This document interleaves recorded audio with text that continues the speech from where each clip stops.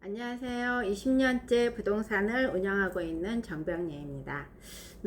오늘은 제가 오늘 상담을 받은 것 중에서 이 내용은 좀 동영상에 올려야 되겠다는 생각으로 제가 지금 동영상 앞에 앉았어요. 우리가 월세 이제 오피스텔이라든지 그리고 요즘에 이제 뭐 공실로 좀 비어 있다 보니까 단기 월세를 많이 임대인분께서 놓으시려고 하셔요. 그런데 그거에 대해서 뒤에 문제점을 생각을 많이 못 하시더라고요. 그래서 문제가 발생하고 나서 문의를 많이 오시는데 우리가 이제 1년 월세 계약을 하면 당연히 계약서가 작성이 되다 보니까 1년만 살고 임대인께서는 금액을 더 올려받을 수 있고 그리고 임대인 차인에게도 나가라고 할 수 있고 이걸 할 수 있을 거라고 생각을 하시더라고요. 그리고 이제 가장 문제는 이제 자동 연장이 되었을 때 그 다음에 나갈 때 수수료와 임차인은 누가 맞추느냐 이 문제 가지고도 분쟁이 많이 지금 생기고 있어요.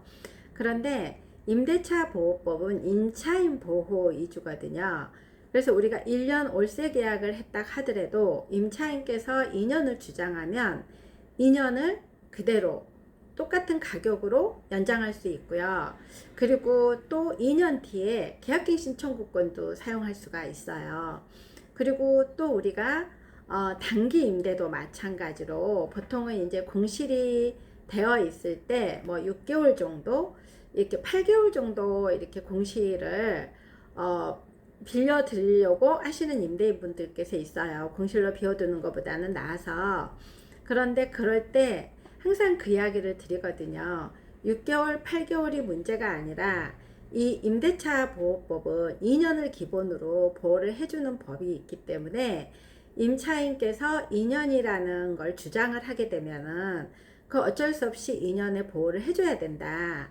그래서 함부로 정말 내가 2년까지도 문제가 없을 시에 그 공실에 단기 임차도 줘야 되는 거고 또 하나는 반드시 임차인이 다른데 8개월만 살아야 될 이유가 있을 때, 뭐 6개월만 살아야 될 이유가 있을 때, 그럴 때는 괜찮지만은 그냥 이렇게 단기라든지 1년 월세 같은 경우에는 시세보다 좀 싸거든요. 그래서 임차인께서 일단은 1년 계약으로 하실 경우가 많이 있어요. 근데 1년 계약으로 하고 나면은 다른 계획이 있었다가도 틀어졌을 때, 아시는 요즘에는 이제 이런 것들이 너무 정보가 많이 있다 보니까 임차인께서도 많이 아시기도 하시지만은 또 이 법을 악용하시는 분들도 많이 있거든요. 그래서 1년짜리 계약은 항상 짚어봐야 된다는 거. 그리고 예를 들어서 그러면 임대인 분께서 또 이런 이야기들도 하셔요. 1년이 지났을 때 자동 연장이 되었기 때문에 그러면은 임차인께서 나가신다고 했을 때 임차인이 수수료도 내고 새로운 임차인도 맞춰야 되지 않느냐. 왜 법이 우리에게는 임대인에게는 불리하고 모든 거 임차인 마음대로 하느냐.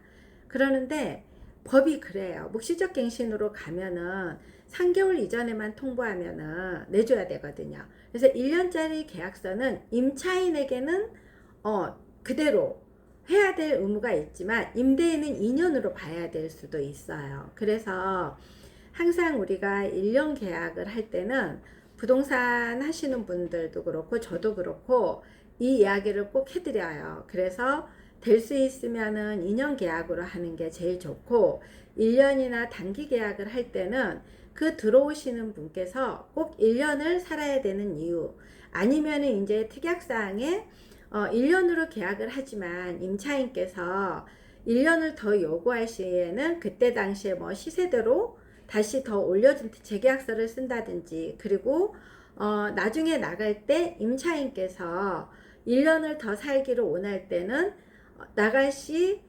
중개수수료와 이런 임차인을 새로 마친다는 그 특약사항이 들어가면 상관이 없어요. 그래서 요즘에는 계약서 작성을 할 때 물론 법적인 서류는 요즘에는 크게 더 오히려 완벽하게 준비가 돼요. 왜? 요즘에 너무 많은 이슈가 되고 이러니까 계약서를 작성을 하더라도 요즘엔 전자계약서를 작성을 하게 되면은 임대인, 임차인 오지 않아도 바로 쓸 수가 있고, 그리고 꼭 그 본인들이 오지 않아도 법적으로 준비된 서류가 완벽하면은 그거는 다 할 수가 있거든요. 그런데 이제 간혹 요즘에 놓치는 부분들, 이게 특약사항을 적을 때 법적으로 관련된 것들은 정확하게 우리가 알고 있기 때문에 적는데, 이런 1년 계약이라든지 그리고 단기 계약이라든지 이런 내용들을 적을 때는 그냥 계약서 날짜만 적는 경우가 많아요. 그래서 이런 부분들이 이제 만기가 되어 가고 자동 연장이 되고 뭔가가 임차인하고 임대인 부분이 협의가 잘 돼서 할 경우에는 분쟁이 없는데, 이런 문제들이 이제 발생을 했을 때는 꼭 그 감정 싸움으로 가거든요. 그래서 이런 부분들이 많기 때문에 임대인 분께서는 항상 그 계약서를 작성할 때 뭐 이런 문구들의 특약사항에 내가 원하는 문구들 같은 경우를 많이 좀 짚어보시고, 임차인 분들께서도 이런 문구들이 있을 때 같이 협의를, 그리고 우리가 예를 들어서 1년 계약이라는 게 꼭 정해져 있으면은 그 문구에서 그 다음께 내가 다음에 행할 것도 같이 적어 놓는 게 좋아요. 그래서 오늘 손님하고 상담을 하면서 임대인 분께서 좀 분개를 하셔가지고 임대인 분께서는 굉장히 좋은 마음으로 처음에 월세도 싸게 주고, 그리고 또 1년을 더 그냥 사신다고 해서 계약서를 안 쓰고 1년 뒤를 더 연장을 해줬는데, 그냥 무작정 나가겠다고 통보를 하고, 지금 임차인이 지금 이사철이 아니거든요. 그러니까 맞춰지지도 않았음에도 불구하고 임대인에게 나 몰라라 이런 하다 보니까 임대인 분께서 굉장히 이해를 하셔서 이렇게 상담이 오셨더라고요. 그래서 이 내용들을 우리가 법적인 분쟁은 굉장히 많이 알고 있어요. 요즘에 뭐 2년 계약갱신 청구권, 뭐든지. 그리고 요즘에는 이제 수수료 부분, 어떤 부분들, 내 권리를 너무 많이 알고는 있지만은, 이런 부분들은 예전에 갈래대로 많이 오다 보니까 요즘에는 갈래대로 되는 게 안 되거든요. 뭐든지 정확하게 짚어야 되는.